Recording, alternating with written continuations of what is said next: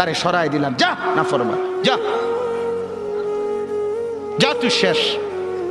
তোরে আর আলোর রাস্তা থেকে, হেদায়েতের রাস্তা থেকে, জান্নাতের রাস্তা থেকেই তোরে সরাই দিলাম। আর কোনোদিন তুই গন্তব্য খুঁজে পাবি না।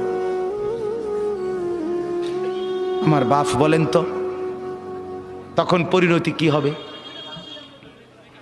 কি হবে আমার বলেন?